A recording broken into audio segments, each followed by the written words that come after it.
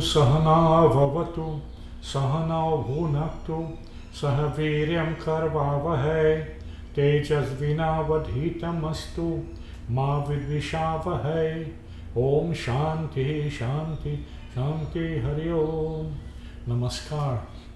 Welcome to Hinduism in Focus. Soorya, Soorya Naarayana, the sun god.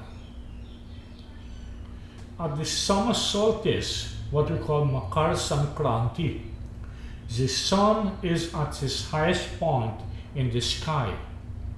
Many ancient cultures mark this date as very significant, and the concept of sun worship is nearly as old as mankind itself.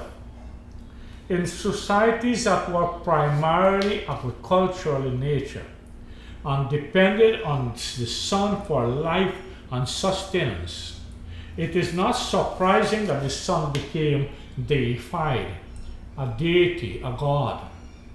While many people today might take the day to chill out, to go to the beach, or work on their tans, what is for our ancestors, however, the summer solstice Makar Sankranti was a time of great spiritual import. In Hinduism, the sun is called Soorya, and God is Soorya Naarayana. The sun is a source of life, power, and energy, light and warmth. It is what makes a crop grow. Since the sun's impact upon life upon earth is very great, it is revered equally with the Supreme Lord. It is held to be a very exalted Deva, Devata, being the chief power among the Graha, the 9 Grahas, we call Navgraha. No wonder it is referred to as the sun god. But Soorya and Soorya Narayana are therefore used interchangeably to refer to the Supreme Being. For example, we say that God is the creator of the world, as well as day and night. But he performed these functions through the sun.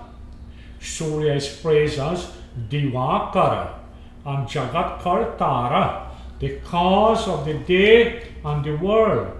Listen to this verse. Tam Suryam Jagat Kartaram Mahateja Pradipanam Mahapapa Haram Devam Tam Suryam Pranamameham. And this is one of the Soorya Ashtakam. The supreme cause of the world, the mighty, lustrous one, the destroyer of sins, to that Soorya I bow. Soorya is a visible manifestation of God's power upon earth, or his blessing, without which we cannot survive. When the sun rises, the world is blessed with heat and light. He is a bestower of light and life to the totality of this cosmos. With his unblinking, all-seeing eye, he is a stern guarantor of justice. With the almost universal connection of light with enlightenment or illumination, this is why I say universal connection between the two. Soorya becomes the source of wisdom. Listen to the other verse of the Soorya Ashtakam. Tam Suryam Jagatam Natham Jnana Vijnana Mokshadam Mahapapa Haram Devam Tam Suryam Pranamamyaham. Lord of the world, giver of liberation to the wise, the destroyer of sins, to that Soorya I bow. Soorya Narayan is a light divine. The Vedas, let's go to the Vedas. Udvayam tamasaspari jyotish pashyanta uttaram devam devatra suryam Aganma Jyotir Uttamam. The Rig Veda, looking at the transcendent light beyond darkness, we have come to Soorya, the Supreme God, the light that is most excellent. Jyoti here used ordinarily means light, but Uttaram, transcendent, supreme, takes the idea to a higher plane. Soorya is all connected with an object of physical perception. The sun implies more than a physical object. Its light, most excellent, symbolizes the spiritual glory. These qualities, like sovereignty, power of beneficence, justice, and wisdom, are central to any religion. And it is within these contexts that a highly developed solar ideology is found. Kings rule by the power of the sun and claim descent from the sun. Solar deities, we call them, gods personifying the sun, are sovereign and all-seeing. The sun is often a prime attribute of or is identified with the supreme deity. Listen to another of the Soorya Ashtakam. Traigunyam cha mahashuram, Brahma Vishnu Maheshwaram, Mahapapaharam Devam, Tam Suryam Pranamamiham. He whose three attributes, creation, sustenance, and dissolution, the mighty hero, whose manifestations are Brahma, Vishnu, and Shiva, that destroyer of sins, to that Soorya I bow. Sun worship or veneration of the sun, or a representation of the sun as a deity, as a god, was very popular among ancient civilizations of Egypt, Greek, Rome, the American Indians, Iran, China, Mesopotamia, etc. The Hindus are among the very few who have retained its worship as a symbol of divine power. Soorya is glorified in the Vedas as an all-seeing God who observes both good and evil actions. He destroys not only darkness, but also evil and diseases. Listen to another of the Soorya. This is part of the Soorya Stotra. Namah Suryaya Shantaya Sarvaroga Vinashani Ayuarogyam Aishwaryam Dehi Deva Jagatpati. Salutation to Soorya, the destroyer of sickness. O Lord of the world, please give me long life, health, and prosperity.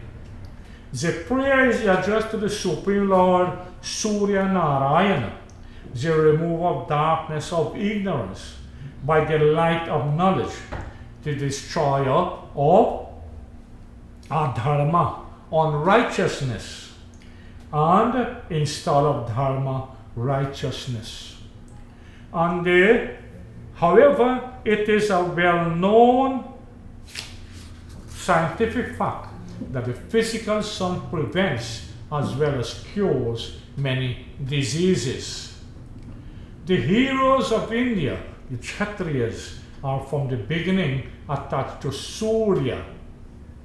Rama claimed lineage to the sun, Soorya Vansha. Sri Krishna said that he had also taught the Gita to Vivashwan, a Soorya deity, the sun god. So the sun is the origin of time. Soorya is declared to be the father of time by the scriptures. It regulates and limits the number of years one lives. So the sun diminishes every day a fraction of our allotted lifespan. Consider also the service of the sun, which it does to the world. It is the source of all life upon this planet. Without the sun's rays, it will be a desolate waste, desert. The sun draws up into the sky waters from the seas, rivers and lakes, and forming the clouds, what happens?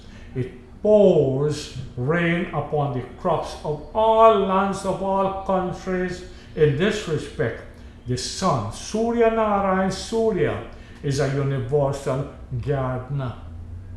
The Lord mentions in the Gita, Samoham sarva bhuteshu name dveshyo srinapriya. I am alike to all beings. Like God, the sun is also impartial. The entire world is bathed in sunlight. It sheds its light equally on all objects, men and animals, birds and beasts. To us mortal human beings, we say that the sun has risen and the sun has set. It is on account of our limited vision. That is all it is. The sun, in fact, does not rise or set. On account of the revolution of the earth every 24 hours, it appears to rise and set. The Lord is also like that. He is not born, nor does he die. He has no beginning or end. Good and bad cannot be kept in the same vessel. The good also turns bad. Darkness and light, night and day can never coexist. It is like the story of the sun and darkness. The sun god was proud that he had no enemies left. He was very impressed by the 100 names offered to him by devotees. He became alerted, however, when devotees referred to him as the enemy of darkness. So the sun said, oh, I have an enemy. Is there something else besides me? So the sun could not tolerate the existence of the enemy. So he was looking for this enemy darkness.